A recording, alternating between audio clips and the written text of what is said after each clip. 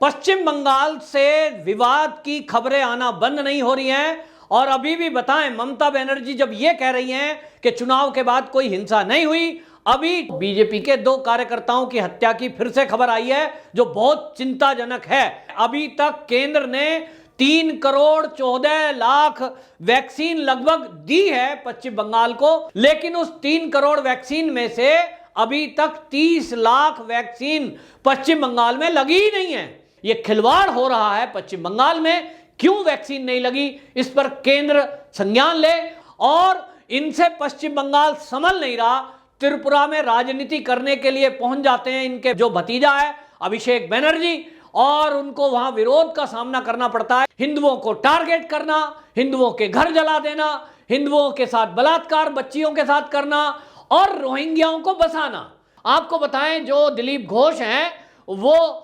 शिक्षा मंत्री से मिले, धर्मेंद्र प्रधान से, और उनका कहना यह है कि टीएमसी के जो शिक्षा मंत्री हैं उन्होंने बाकायदा हाई स्कूल का जो रिजल्ट आया है उस रिजल्ट के बनाने में भी पार्शलिटी की है। निश्चित रूप से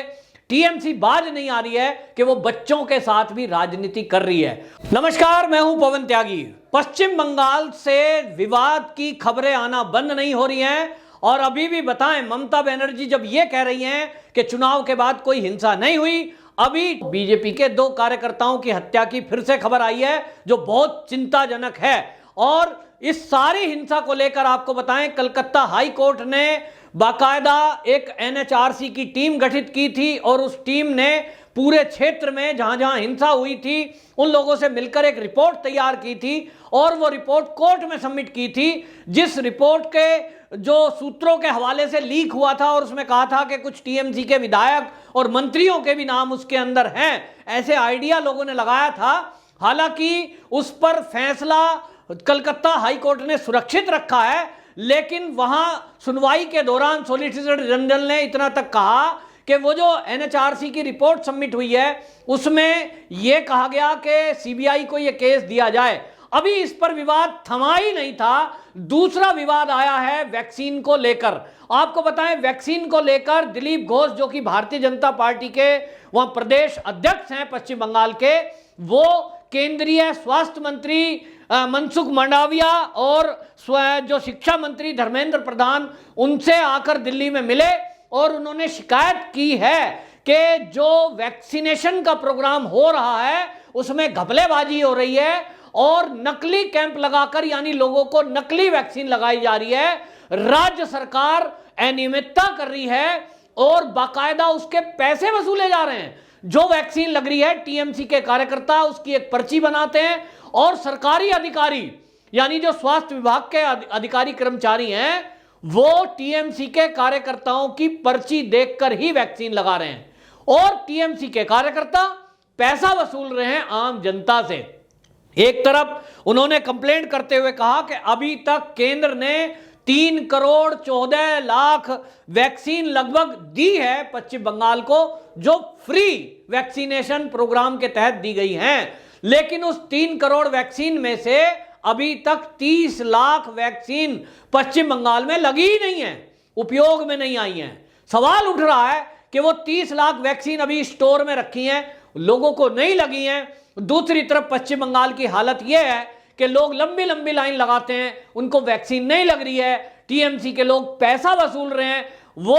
गरीबों के नाम पर फ्री केंद्र के द्वारा मिली हुई वैक्सीन पर ये जो घपले घोटाले हो रहे हैं, इसको लेकर भाजपा अध्यक्ष दिलीप घोष ने आपत्ति दर्ज की है और केंद्र सरकार से यह आग्रह किया है कि ये जो वैक्सीन का प्रोग्राम है, इस वैक्सीन के प्रोग्राम को केंद्र अपने हाथ में ले और अपने ही स्वास्थ्य कर्मी पश्चिम बंगाल में ये वैक्सीन लगाने के लिए भेजे, क्योंकि राज्य के कर्मचारी ये टीएमसी के लोगों से मिले हुए हैं, या तो पैसे वसूल रहे हैं या तो नकली कैंप लग रहे हैं, और जिसके कारण लोगों की जिंदगी के साथ खिलवाड़ किया जा रहा है। दूसरी तरफ आपको बताएं, झारखंड में यूं तो कांग्रेस की सरकार है, लेकिन पश्चिम बंगाल में ये जो अनियमितता हो रही है, ये जो घपला घोटाला वैक्सीन का हो रहा है, इसको लेकर आपको बता रहा हूं कि हो ये रहा है कि जो आसनसोल है पश्चिम बंगाल का, उस आसनसोल के लोग जामताड़ा, जो जामताड़ा झारखंड का क्षेत्र है, बॉर्डर पार करके ऐसे झारखंड में आ जाते हैं, तो वो लोग जामताड़ा में वैक्सीन लगवा रहे हैं, क्योंकि उनका कहना है पश्चिम बंगाल के लोगों का कि पश्चिम बंगाल में तो वैक्सीन लगवाना आसान नहीं है, लंबी लंबी लाइनें लगती हैं, उसमें भी टीएमसी के कार्यकर्ता बैठे होते हैं, वो कहते हैं साहब हमसे पर्ची लो और अधिकारी को दिखाओ तभी वैक्सीन लगेगी। और वो जो टीएमसी के लोग हैं वो जबरदस्ती वसूली कर रहे हैं, ऐसा आरोप बीजेपी के कार्यकर्ताओं ने लगाया है। अब सवाल ये उठ रहा है कि जब केंद्र ने फ्री वैक्सीन दी है और 18 साल से ऊपर वालों को ये फ्री वैक्सीन पूरे देश में लगनी है, 3 करोड़ और 14 लाख के करीब वैक्सीन दी गई है पश्चिम बंगाल को, तब उसमें टीएमसी के लोग क्यों पैसा वसूली कर रहे हैं? ये बहुत बड़ा घपला और अनियमितता है। केंद्र सरकार से आग्रह किया गया है, अब देखना है कि केंद्र सरकार इस पर क्या एक्शन लेगा। लेकिन इतना जरूर है कि ममता बनर्जी विवादों का घर बन गई है, कोई ना कोई विवाद पश्चिम बंगाल से आए दिन आता रहता है और इनसे पश्चिम बंगाल संभल नहीं रहा। त्रिपुरा में राजनीति करने के लिए पहुंच जाते हैं इनके जो भतीजा है अभिषेक बनर्जी, और उनको वहां विरोध का सामना करना पड़ता है, क्योंकि जो ये टीएमसी ने पश्चिम बंगाल में किया है, हिंदुओं को टारगेट करना, हिंदुओं के घर जला देना, हिंदुओं के साथ बलात्कार बच्चियों के साथ करना और रोहिंग्याओं को बसाना, बांग्लादेशियों को घुसपैठ कराकर उनको सुविधा देना, इसको पूरा देश देख रहा है। अब त्रिपुरा में टीएमसी अपना आधार बनाना चाहती है और चुनावों में वो कई बार लड़ी है, लेकिन इस बार उनका खुलेआम वहां की जनता विरोध कर रही है, जो उनको हाय हाय के नारे लगाए। और जब अभिषेक बनर्जी वहां गया तो लोगों ने भारतीय जनता पार्टी जिंदाबाद और मोदी मोदी के नारे लगाए, जिसके बाद उसको वहां दबे पांव भागना पड़ा। तो ये टीएमसी को एक रास्ता दिखाया है उन लोगों ने, जो ये टीएमसी पश्चिम बंगाल में केवल मुस्लिम तुष्टीकरण कर रही है और हिंदुओं का अत्याचार कर रही है, उत्पीड़न कर रही है। तो ममता बनर्जी है कि वो मानने को नहीं है और एक तरफ वो सपना देख रही है देश के प्रधानमंत्री का चेहरा बनने के लिए। देश में अभी चुनाव दूर है, 3 साल से अधिक अभी हैं, लेकिन ममता बनर्जी बेचैन हो रही है, क्योंकि उनको लगता है कि मुख्यमंत्री की कुर्सी तो उनकी जाने ही वाली है। अगले 2 महीने के अंदर चुनाव होना नहीं है, 4 महीने हो चुके और 6 महीने जिस दिन पूरे होंगे तो बिना विधायकी के आप मुख्यमंत्री बनी थी, क्योंकि नंदीग्राम से हार गई थी और रूल है कि 6 महीने के अंदर कोई विधायक अगर नहीं बनता तो उसको इस्तीफा देना पड़ेगा, चाहे वो किसी भी पद पे क्यों ना हो। तो ममता बनर्जी को लगता है कि 6 महीने पूरे होने वाले हैं, उनको इस्तीफा देना पड़ेगा। शायद टीएमसी के लोगों को इसलिए छूट करी हो कि भैया जितना लूटना है लूट लो। तो वैक्सीन के नाम पर भी लूट चला रखी है, ये बहुत ही दुखद है। और केंद्र सरकार से अब भाजपा के नेताओं ने ये जो आग्रह किया है ये इसीलिए किया है। दूसरी तरफ आपको बताएं, जो दिलीप घोष हैं वो शिक्षा मंत्री से मिले, धर्मेंद्र प्रधान से, और उनका कहना यह है कि टीएमसी के जो शिक्षा मंत्री हैं उन्होंने बाकायदा हाई स्कूल का जो रिजल्ट आया है उस रिजल्ट के बनाने में भी पार्शलिटी की है, और जो परिवार ऐसे हैं जिन्होंने भाजपा को वोट दी, जो भाजपा के समर्थक हैं, उनके बच्चों को उसमें फेल कर दिया। और ये पक्षपात किया है राज्य की सरकार ने, और ये आरोप बहुत गंभीर है। इसके बाद पश्चिम बंगाल में प्रदर्शन भी हुआ, छात्रों ने प्रदर्शन किया। जिस तरह की अनियमितता देखने में आई कि कुछ बच्चों ने जिन्होंने एग्जाम ही नहीं दिया था या वो कोई सब्जेक्ट नहीं थे उसमें उनके नंबर आ गए, बहुत सारी अनियमितताओं को लेकर छात्रों ने इसको प्रदर्शन किया था। और जबकि आपको बताएं कोरोना काल में सभी बच्चों को यह तय हुआ था कि जिनकी बोर्ड की परीक्षाएं, चाहे वो 12th के हैं चाहे वो 10th के हैं, उनको प्रमोट किया जाएगा एवरेज के बेस पे, पिछले एग्जाम के बेस पर। तो सवाल उठा रहे थे छात्र के, आखिरकार हम फेल हुए तो कैसे हुए। निश्चित रूप से